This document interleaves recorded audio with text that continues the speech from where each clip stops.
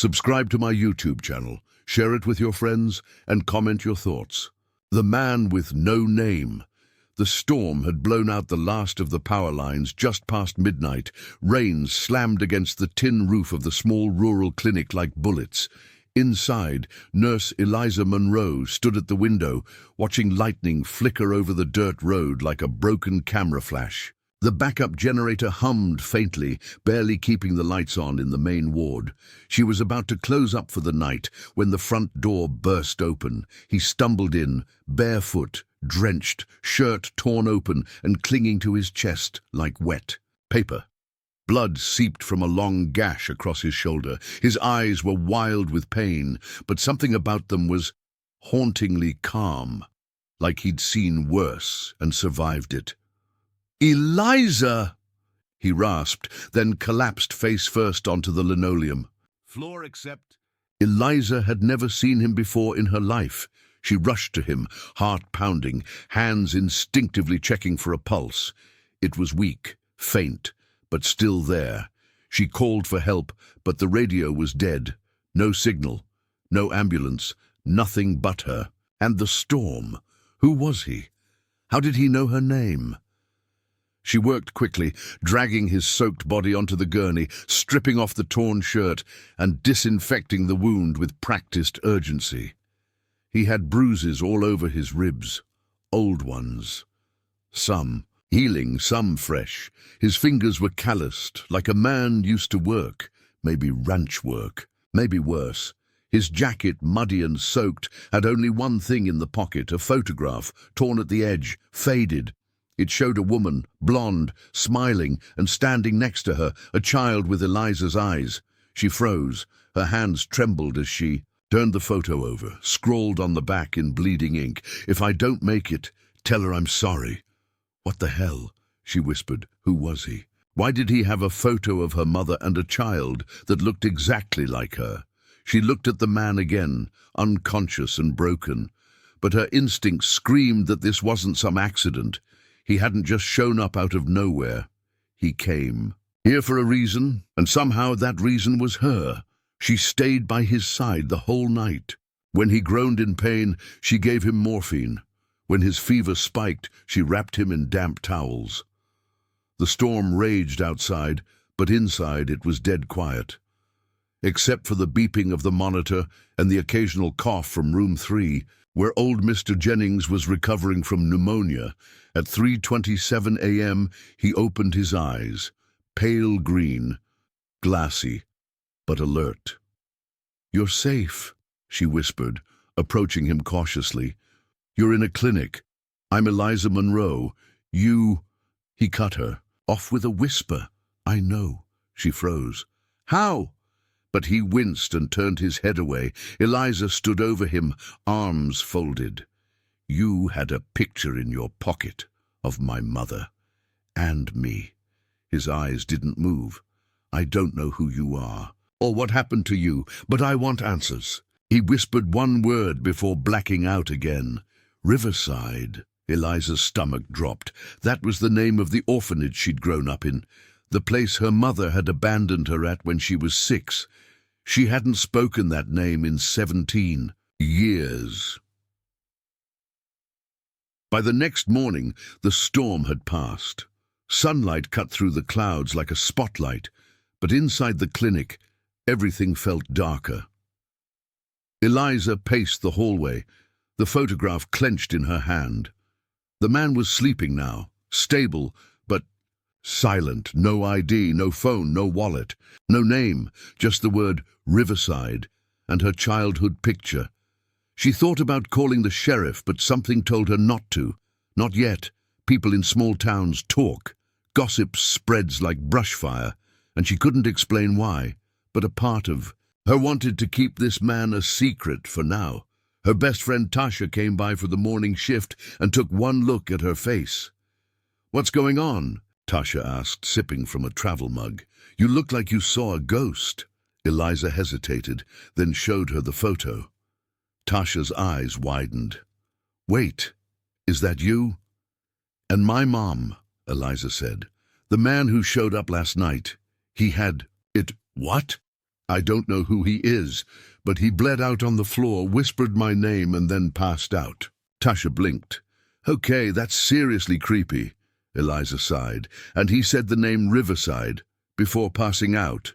Tasha put down her mug. Eliza, what if he knows something about your past, about your mum? Eliza looked back toward the closed door of the ICU room.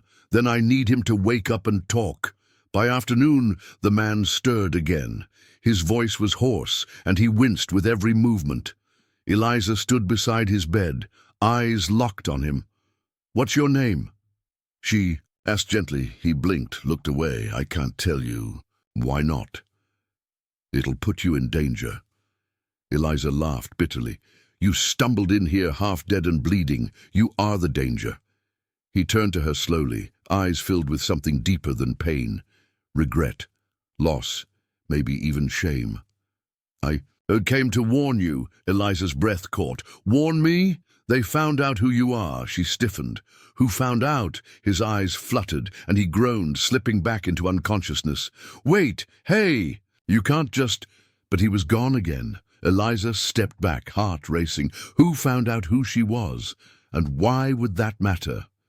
She thought about her childhood, the gaps in her memory, the unanswered questions, her mother's sudden disappearance. The name she wasn't allowed to ask about. Was this man the key to everything, or a weapon someone had sent to confuse her?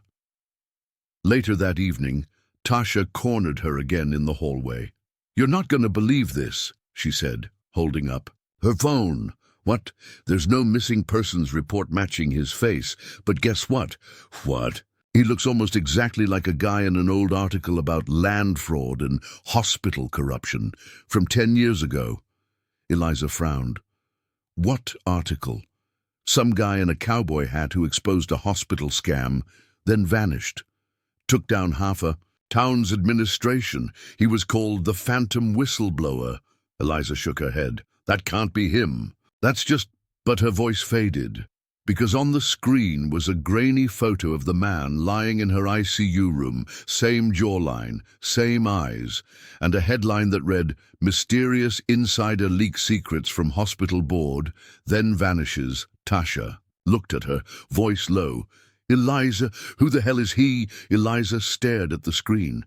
I don't know, she whispered, but I think he came back to finish what he started. And somewhere, deep down, she felt it. Everything in her life was about to change. The cowboy's warning Eliza didn't sleep that night. The man's face haunted her thoughts. The same man now lying in her ICU bed with a fevered body and secrets. Burning just beneath the surface. Who was he, really? Why did he have her childhood photo? And what did he mean by, they found out who you are? By morning, she was back at his bedside, watching him breathe, still unconscious, still hiding something. She didn't even know his name, and yet some strange part of her trusted him. Tasha knocked on the door and stepped in with a paper bag and coffee. You didn't go home last night, did you? Eliza shook her head, eyes glued to the man. Coffee, Tasha said, placing the cup in her hand, and I brought your favorite, blueberry muffin. Eliza barely blinked. Tasha lowered her voice. You look like a ghost. What's going on? He knows something, Tash, Eliza whispered. About me, about Riverside. He didn't just show up here. He came for me. And you're sure this isn't just trauma talking? Tasha asked gently. You've been through hell, Elle. Losing your mom like that, growing up the way you did. No, Eliza cut her off. This is different. This isn't grief. This is answers. Tasha looked at her friend with concern, but she didn't argue. She knew Eliza's gut was rarely wrong, and right now, her gut said danger. The man stirred just after 2 p.m. This time, he opened his eyes slowly, deliberately, like someone testing if it was safe to come back into the world. Where am I? He asked, voice rasping. You're at Hillstone Clinic, Eliza said quietly. You were brought in during the storm. You nearly died. He blinked. You saved me? Eliza nodded. He looked at her for a long moment, then whispered, You look just like your mother. Her breath caught. You knew her. He didn't answer. What was her name? Eliza pressed. He looked her in the eye. Rose. Rose Monroe. Eliza's heart dropped into her stomach. No one around here knew. Her mother's name. She never talked about it, never told anyone. You said someone found out who I am. What does that mean? He looked away. Eliza, he said quietly, you were never supposed to find out. That's why your mother ran. That's why she hid you. Eliza sat down slowly beside him, knees weak. Tell me everything. He hesitated, watching her face. I'll tell you what I can, but you have to understand, if anyone knows I'm alive, they'll come for me, and for you. Who are they? Eliza asked. The people who run this town. The ones who buried your past and built their empire on stolen land and fake deaths, she blinked. That sounds insane. He gave a weak, bitter smile. Yeah, it does, but it's true. She studied him. Start with your name. He hesitated, then said softly, Wyatt. Eliza's pulse quickened. Wyatt as in, yes, Wyatt Callan. The man who vanished 10 years ago after exposing the Hillstone hospital fraud. But you were declared dead, Eliza whispered. They said you jumped into the river. I faked it. I had no choice. Why? Because they came after your mother next. Eliza went still. She tried to protect you. I told her. I could get her out, but they were faster. Tears welled in her eyes. Are you saying they killed her? Wyatt shook his head. No, not exactly. What does that mean? But he didn't answer. Instead, he leaned forward, whispering, so softly it sent chills down her spine. Someone in this town knows you're alive. And they've been waiting. Eliza stood, her mind racing. Waiting for what? Wyatt's eyes closed. For the day you'd start asking questions. Later that evening, she stood outside the clinic, watching the sunset bleed across the horizon. Her childhood memories came rushing back, her mother's sudden disappearance when she was 6, the way social workers told her she ran off, how she'd been shuffled from home to home until she aged out of the system. She'd spent years believing her mother abandoned her. Now, Wyatt was saying that wasn't true, that she'd tried to protect her, and that someone had made her disappear, but who and why? When she walked back inside, a man was standing at the reception desk, tall, silver-haired, in a crisp navy suit that didn't belong in their dusty little town. Can I help you? She asked. The man turned, smiling coldly. Nurse Monroe. Is it? Yes. I'm with Hillstone Regional Oversight. We received word that an injured man was brought in during the storm. I'm here to check on the patient. Eliza's skin prickled. We don't report patients to outside clinics. He smiled. But this man matches the description of a missing person. Possibly dangerous. Her heart pounded. He's stable, but we're not releasing information without consent. The man's smile never wavered. Understood, but if you see anything suspicious, let me know. He slid a card across the counter. Nathan Cross, Regional Hospital Liaison. Hillstone Oversight Board. Eliza nodded, her face unreadable, but as soon as he walked out, she rushed back to Wyatt's room. He was gone. Wyatt, she called out. No response. She turned the corner and found him limping barefoot down the hallway, IV line trailing. What the hell are you doing? I saw the man in the suit. Had to get out of sight. You can't just walk out. He works for them, Eliza. That smile, that card, it's how they hunt. She swallowed hard. What do they want from me? They don't want you. They want your silence and your land. My land? Your mother left you something. Something they've been after for years, but only you can access it. She stared at him. I don't understand. Wyatt leaned against the wall, barely standing. There's more, but I need your help. I need a place to lay low, just for a few days, somewhere no one will find me. Eliza hesitated, then nodded. I have a cabin, about an hour from here. No one knows it exists. He gave a tired smile. Then that's our next stop. That night she snuck him out through the back door of the clinic. Tasha covered for her. No questions asked. The rain had turned the back roads into mud tracks, but Eliza knew how to drive in the dark. The cabin had belonged to her grandfather. No electricity, no cell signal, just trees, silence, and an old wood stove that still worked. She made him tea, wrapped his shoulder again, tucked a blanket around him, and then sat across from him, heart pounding. "Now," she said, "tell me what they did to my mother." Wyatt looked up at her, eyes tired but clear, and what he said next made her blood run cold. "She's still alive." Eliza stood up so fast the chair tipped over. "What?" "They kept her hidden, forced her into silence. Told her if she ever contacted you, they'd kill you." Eliza could barely breathe. "Where is she?" "I don't know. They moved her. I had a contact who was tracking her location, but that contact went dark 6 months ago." "Why didn't you come sooner?" "Because I was in hiding. I didn't even know if you were still here." Tears welled in her eyes. "You're saying my mother is alive and held somewhere because of something she knew?" Wyatt nodded slowly. "Something about the hospital, the land it was built on, the money that funded it. She was a nurse. She saw too much." Eliza was shaking. "And they think I know it too." He nodded again. "You're the loose end." A loud bang outside made both of them jump. Eliza turned toward the window. Headlights. Someone was out there. Wyatt reached for her hand, voice low and urgent. "If they found us, there's no going back." Eliza grabbed the shotgun her grandfather had kept by the door. Her voice was steady. "Then let's finish what they started." The cabin in the pines. The headlights outside flickered once, then vanished behind a sheet of pine branches swaying in the wind. Eliza's fingers tightened on the shotgun as she moved toward the window, her breath shallow. Wyatt, still too weak to stand properly, pushed himself to the edge of the couch. "Eliza," he said, voice low, "if it's them, don't hesitate." She glanced back at him. "And if it's not?" His eyes darkened. "Then we pray they never come back." She eased the curtain aside, peering out. Nothing but shadows and the faint thrum of tires rolling over gravel. Then a second flash of headlights, a car door slammed, footsteps on wet earth.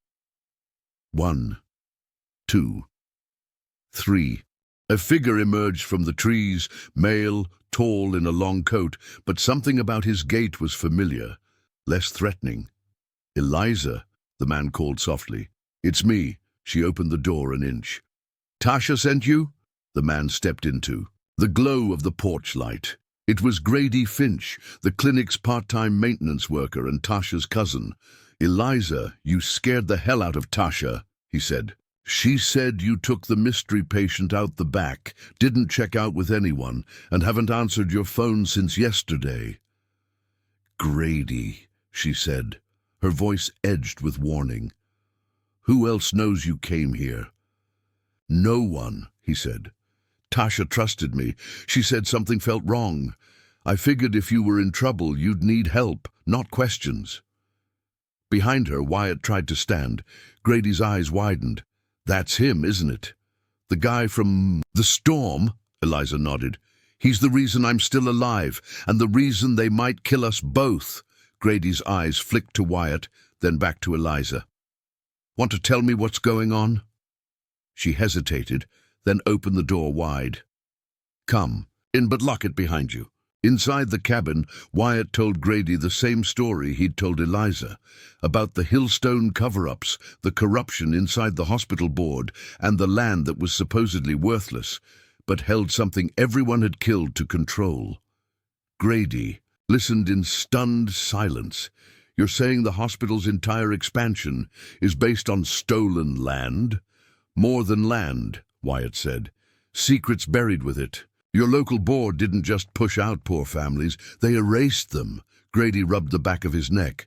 "And your mother," he said to Eliza, "was one of the last people who knew the truth." Eliza nodded. "And now she's missing." Grady exhaled.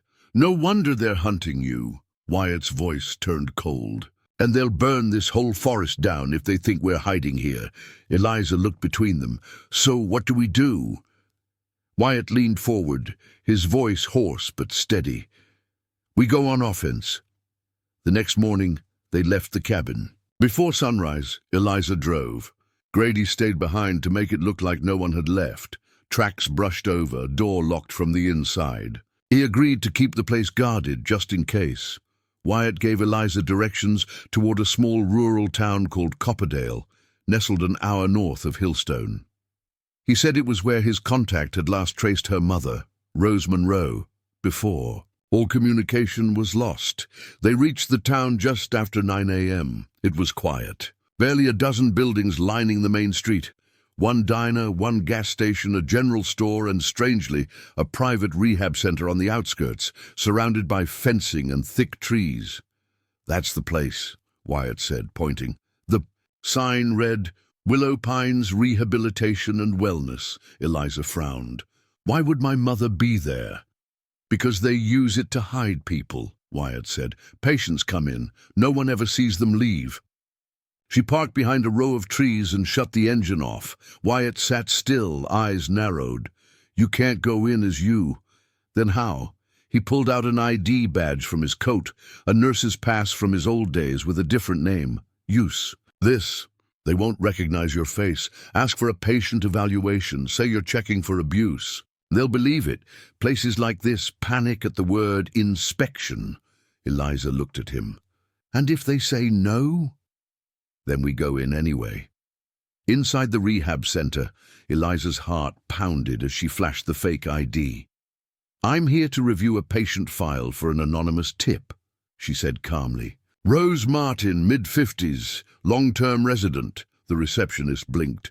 "We don't disclose patient information." "I'm not asking. I'm documenting. Unless you want this place flagged by the state board, I suggest you get me a will." The woman blanched and disappeared into the back. 5 minutes later, she returned, no file in hand, but a tight smile on her face. "I'm sorry, ma'am. We have no record of anyone by that name." Eliza frowned. "Are you sure?" "Positive." She left quickly and walked back to the car. "They said she's not there." Wyatt looked grim. "Then that means she is." That night, they returned. Dressed. In black, they hiked through the woods behind the rehab facility, using the moonlight to navigate. Wyatt limped but kept moving. Eliza cut through the perimeter fence using bolt cutters Wyatt had stashed in the trunk. Inside, the place was eerie. No cameras, no alarms, just long hallways lit by low lights and lined with locked doors. They found the patient wing easily. Most rooms were empty. A few held silent patients too drugged to notice. Room 12 was different. Eliza paused outside. Something in her chest twisted. She opened the door slowly. There, lying on a thin mattress, was a woman with silver in her dark hair. Her hands bruised, eyes staring blankly at the ceiling. Eliza gasped. "Mom!" The woman blinked, then slowly, painfully, turned her head. "Eliza," she whispered. Tears flooded her eyes. "It's me, Mom. It's really me." She rushed forward, dropping to her knees, wrapping her arms around the fragile figure, but her mother clutched her with surprising strength. "They're watching," Rose whispered. "Don't say anything else. Get out." Eliza pulled back. "We're getting you. Out of here tonight." "No," Rose said. "If you try, they'll kill us all." Wyatt stepped into the room and Rose's eyes widened. "Wyatt." He nodded once. "You're alive," she whispered. "Thank God."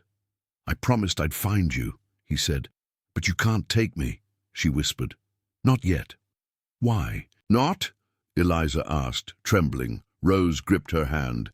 "Because they have your name on the list." Eliza froze. "What list?" Rose looked between them and then said something that changed everything. "They're using patients to launder money. Every name on the list is marked for elimination. They're building a new facility with government funds, fake patients, fake deaths. But real bodies." Wyatt's voice dropped. "They're killing the patients." "Some never existed," Rose said. "The rest never leave." A loud noise outside the room made them all flinch. Footsteps. Guards. Wyatt turned. We have to. Go now. But Eliza wouldn't leave her mother. I'm not leaving you again. Eliza, Rose said, gripping her face. Listen to me. There's a file. Locker 19, basement records room. It has everything. Names, plans, your birth certificate, even the land deed. Eliza's breath caught. Land deed? The one they killed for, Rose whispered. It's still in your name. Suddenly, a flashlight beam cut through the hallway outside. Voices. Search every room. Wyatt turned to Eliza. Go, I'll stay. Get the file. Get out. No, she shouted, but Rose pushed her hard toward the door. Eliza, run! Eliza stumbled into the hall just as two guards turned the corner. They saw her. Hey, you! She ran. Down the stairs, heart-pounding, tears blinding her. She didn't stop until she found the basement records room. Inside, rows of lockers. She counted quickly, found locker 19, and just as she ripped the folder from inside, an alarm blared. The hallway lights turned red. A voice echoed through the building. Lockdown initiated, all exits sealed. Eliza froze. She was trapped alone, holding the truth, the escape file. Eliza clutched the thick file to her chest, her lungs burning as the emergency lights pulsed red. Somewhere above, the facility rumbled with movement, doors slamming, boots thudding, radios crackling with sharp voices barking orders. Security sweep initiated. Suspect in basement level. The metal locker she'd yanked the file from still stood open. Her breath came fast, panicked. One wrong move, and she'd never leave this place. She looked around. The storage room had no windows. The only door was the one she'd just entered through, and it would lead straight back into danger. Think, move, now. Her gaze darted to a corner closet. She pushed it open and squeezed inside just as heavy footsteps pounded down the stairs. Through the thin slats, she saw two men rush past in black tactical gear, guns drawn. Their voices echoed faintly. She has the file. Priority is recovery. Dead or alive. Her blood turned ice. Dead or alive. The words snapped something awake in her. She had no time to shake, no time to cry. Eliza Monroe was her mother's daughter, and she was going to make it out of this building alive. As soon as the footsteps disappeared down another corridor, she slid out and looked for another way out. Her eyes landed on a rusted vent in the wall, half covered by an old shelf. She dropped the file and pushed the shelf aside with her shoulder. It groaned, but shifted enough for her to get through. She knelt, yanked the vent cover off, and shoved the folder inside. Then she crawled in after it. The metal was cold and tight. Dust choked her lungs. Her elbows screamed from scraping the narrow walls, but she didn't stop. The shaft sloped upward. Voices faded behind her. She crawled and crawled, until finally she hit a grate. She kicked. Once, twice, the grate popped off and clattered onto the floor of a maintenance room. She rolled out onto the tiles, grabbed the file, and sprinted through a side door. She had no idea where Wyatt or her mother were, but she knew this. If she didn't get out, none of this would matter. Not the land deed, not the stolen lives, not the truth her mother had risked everything to protect. The night air hit her like a slap as she burst through a back exit and into the woods. Gunshots cracked behind. Shouts followed. She dove behind a tree, heart pounding, the file gripped tight. Then suddenly, headlights cut through the trees. A black SUV skidded to a stop, and the driver's door flew open. "Eliza, get in!" It was Grady. She ran, threw the door open, and dove in. Grady floored it before the passenger door even closed. "What the hell happened?" he yelled, tires throwing mud behind them. "They had her!" Eliza gasped. "They had my mother. They were going to kill her. Wyatt stayed behind. I don't know if they got him." She choked on the words, blinking back tears. "Are you hurt?" Grady asked, glancing at her. "No." She clutched the file. "But I've got it, everything. Her name, my birth certificate. There's even a copy of the land deed. It has my name on it, Grady. It's mine." He stared straight ahead, face grim. "Then we have to protect it. And you. Grady took her to an abandoned hunting lodge deep in the backwoods. It had no running water, but it was hidden and quiet. There, Eliza collapsed into a wooden chair and spread the contents of the file across the dusty table.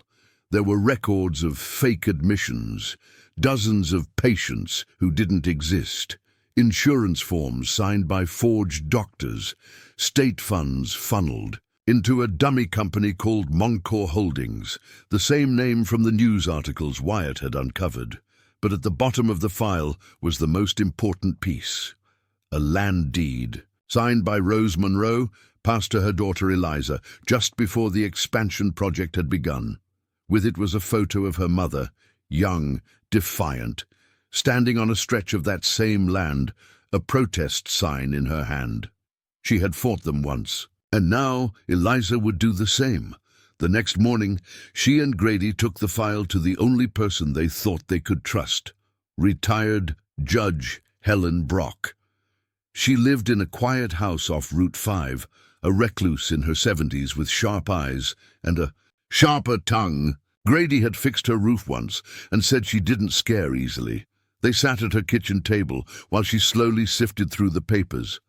When she finally looked up, she said, "If even half of this is true, your town's board is about to burn." "So, you believe it?" Eliza asked. The old woman gave a dry smile. "My husband was one of the first doctors forced out of Hillstone General when the board began their quiet takeover. He always suspected they were hiding something bigger." Eliza leaned forward.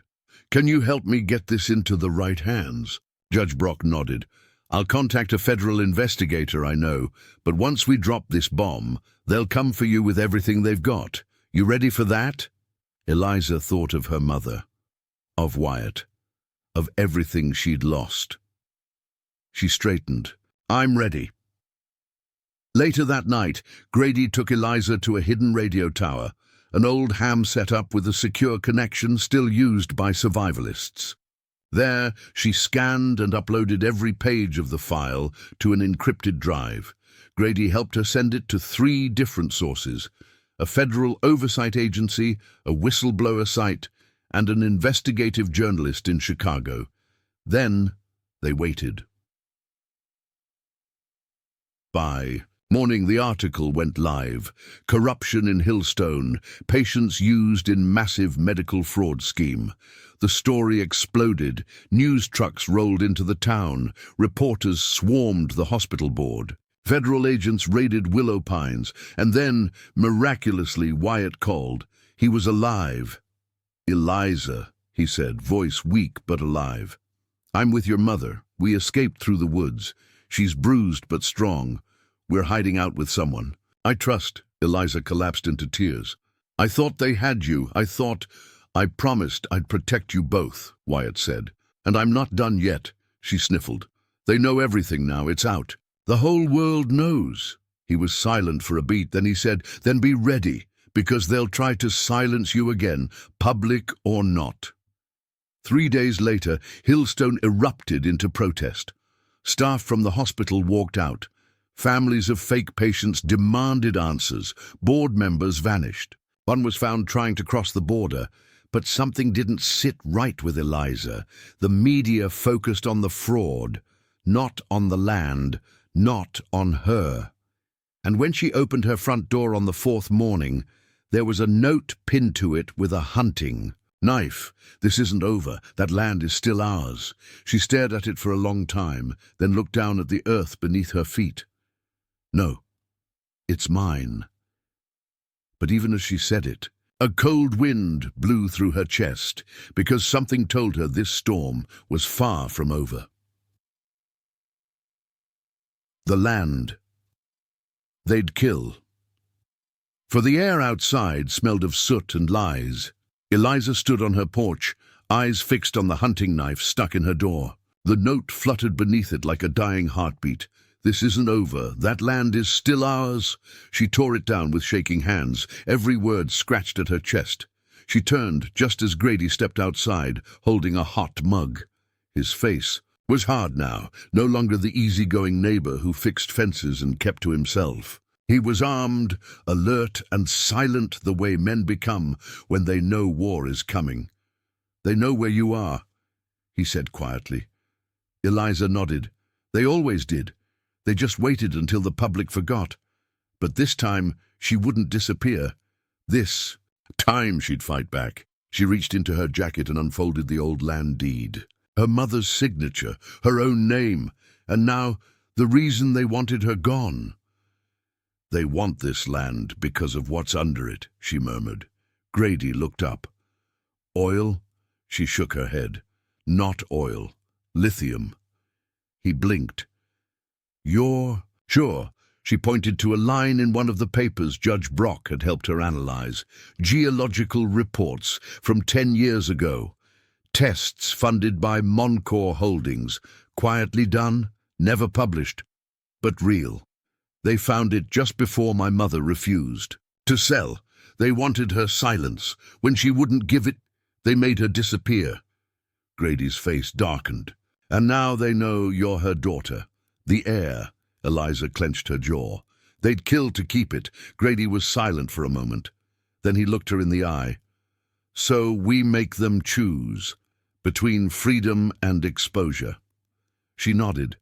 Slowly, and for the first time in years, her heartbeat steadied.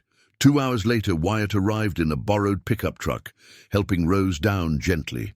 Eliza ran to them and dropped to her knees beside her mother. "Mom."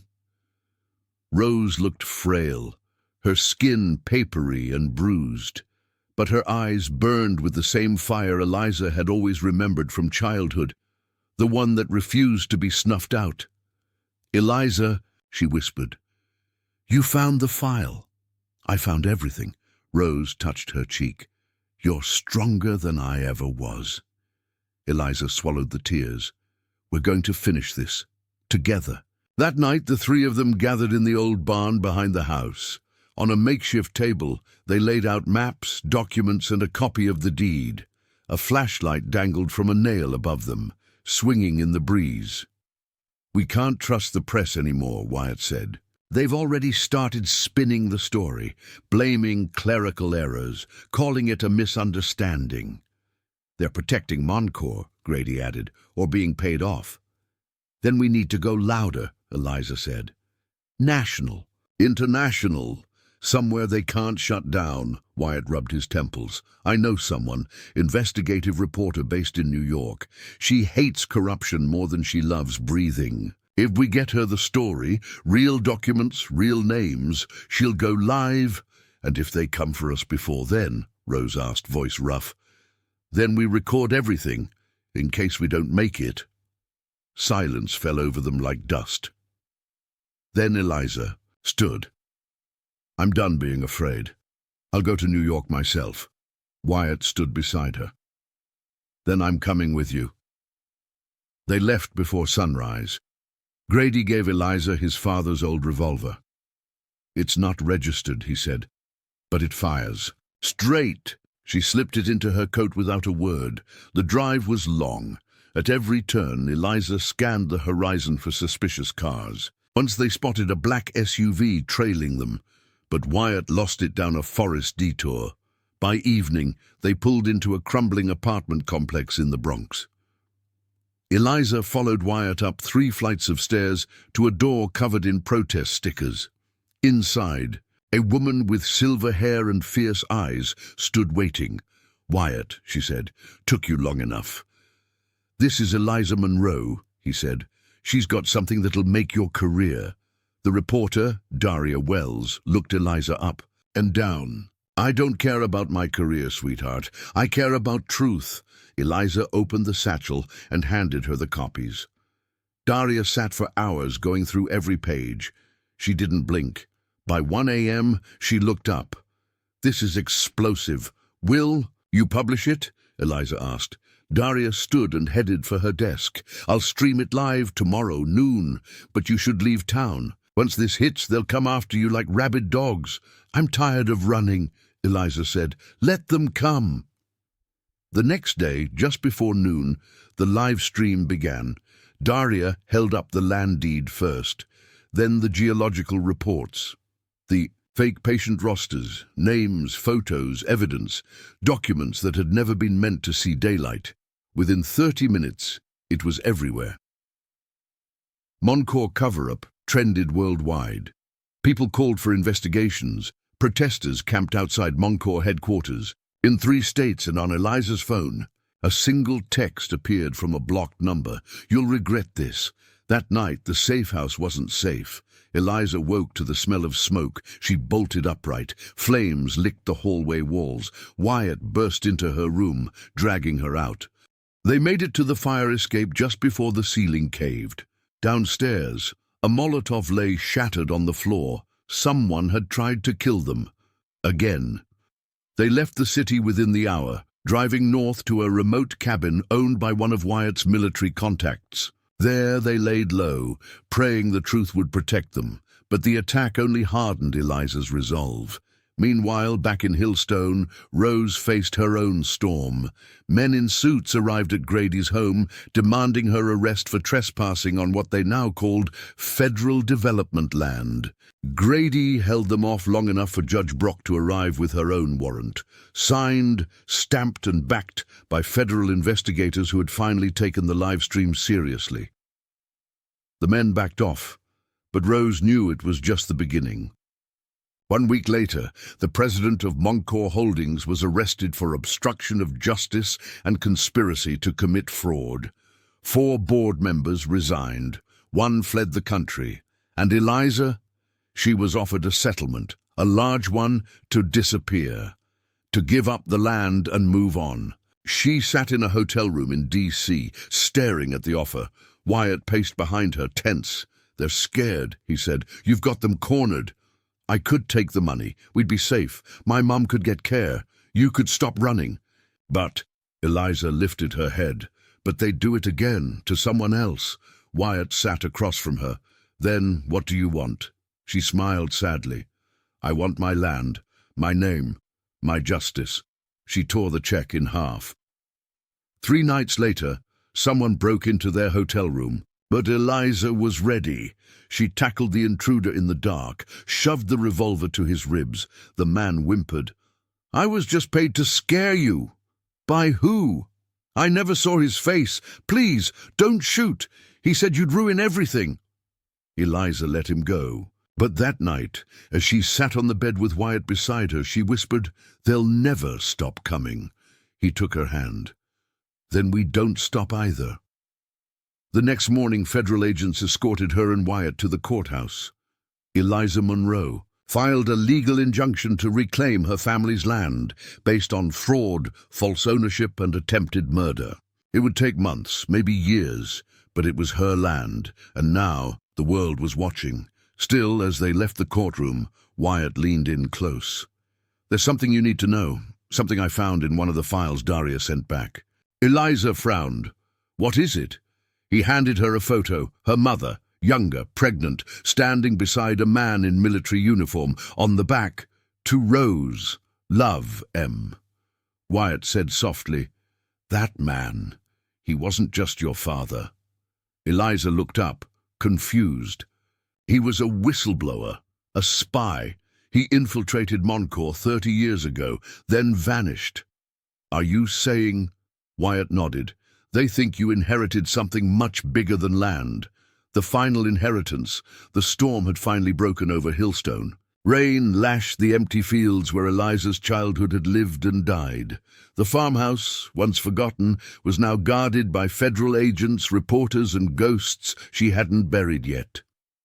Inside, Eliza stood at the window, watching puddles swallow. The tracks of the SUV that had just taken her mother away, to a long-term recovery facility where she'd finally be safe. She turned the photo over again, her mother pregnant, the man beside her a shadow in uniform. The initials M. Wyatt was behind her, quiet. "You sure you're ready to know?" he asked. She didn't turn. "I've been waiting all my life." He stepped forward and placed a flash drive in her hand. "I decrypted it. It was hidden inside your mother's old radio, behind the tuning dial. Looks like your father left it there before he disappeared. It's everything." Her fingers closed over it. "Then let's find out who I really am. 2 hours later, in the same barn where this had all started, Eliza and Wyatt sat on an old workbench, a laptop between them. The first file was video, grainy, black and white. A man's face appeared. Tall, broad-shouldered, with a scar down his temple, his voice was calm. "My name is Matthew Lang, agent designation L014. Embedded inside Moncor Holdings as a research consultant for 3 years. What I've seen can't be unseen." Eliza leaned forward. "He was alive," she whispered. Wyatt nodded. "Your father was real," Matthew continued. "They're extracting minerals from protected land, bribing regulators, burying geological studies, faking environmental reports. And when they're caught, they eliminate the threat." He paused. "That's what happened to Rose. She found out, and she refused to be quiet. I loved her for that." The screen flickered. "If you're watching this, Eliza, I'm gone, and you're not a child anymore." Eliza's breath caught. "I tried to protect you by vanishing, but the truth belongs to you now. The land, the legacy, the fight. You were always meant to finish what I couldn't." Tears slid down her face. He looked straight at her, into her, through time and death. "I'm sorry I couldn't raise you, but you were born for this. The fire they couldn't burn out. Finish it, sweetheart. Expose them. Take back what's yours." The screen went black. Eliza stared at the empty screen. Her voice broke. "They murdered him." Wyatt placed a hand on her back. "They tried to erase you both." She wiped her face, but they failed. 3 weeks later, Eliza walked into a congressional hearing in D.C. The room was packed. Media lined the walls. The Moncor CEO sat stiffly beside his lawyers, his face pale, his collar tight. Eliza was sworn in. She stood tall, her hands steady, her voice clear. "I'm not here for money. I'm not here for fame. I'm here because my family died for the truth, and I'm not burying it anymore." She laid out every document, every false deed, every silenced voice, and when she finished there was silence, then applause. From the public gallery, Wyatt met her outside, pride burning in his eyes. "You did it," she nodded, but her heart ached. "I just wish my dad could have seen it." "He did," Wyatt said. "He saw it in you before you knew it. Back in Hillstone, the land was returned, officially, legally. Finally." Eliza stood barefoot in the field, arms wide, letting the wind carry her grief. This was where her mother had planted hope, where her father had buried secrets, where she would start again. The old barn became a community center, the farmhouse rebuilt, a place for young women escaping corruption, abuse, or violence, a place her mother would have been proud of. And the land, she didn't sell it, she protected it, preserved it. The lithium remained underground, unclaimed, untouched, until the world learned to mine without killing for it. Months passed. Eliza and Wyatt lived simply, grew their own food, built things with their hands. Sometimes they laughed again. One morning, Wyatt came to her with a small box. Inside, a ring made from wood and silver. No speech, just eyes full of everything words couldn't carry. Eliza slipped it on. "I never thought I'd have peace," she whispered. Wyatt smiled. "You didn't find peace, Eliza. You made it." One evening, Eliza visited her mother.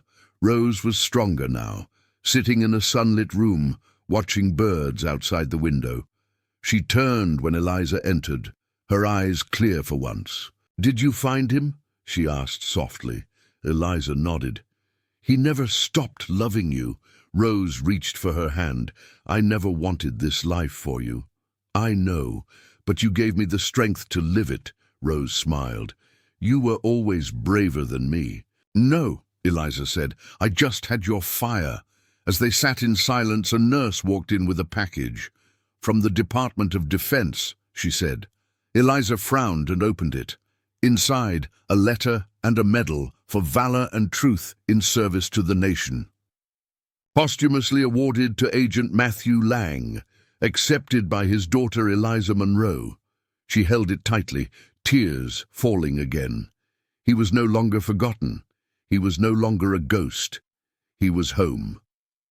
That night, Eliza sat on the porch with Wyatt beside her. The stars burned above them, quiet and fierce. "What now?" he asked. She took a deep breath. "Now I build. For others, for myself too. Finally." She leaned against him. "They tried to steal my name, my land, my blood.